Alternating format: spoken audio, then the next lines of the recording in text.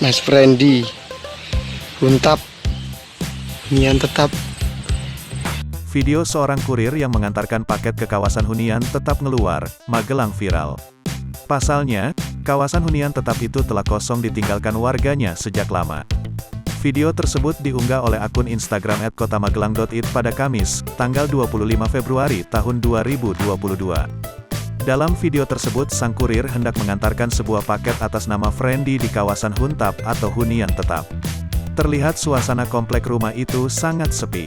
Tampak suasana komplek rumah sangat sepi dan tak terawat. Banyak rumput liar tinggi tumbuh di jalan dan dekat rumah.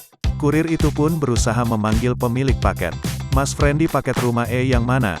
Mas Friendly," teriak si kurir. Namun tiba-tiba kurir itu langsung lari ketakutan meninggalkan lokasi. "Astagfirullahalazim," ucap kurir sambil berlari. Video ini pun mendapat banyak komentar dari netizen.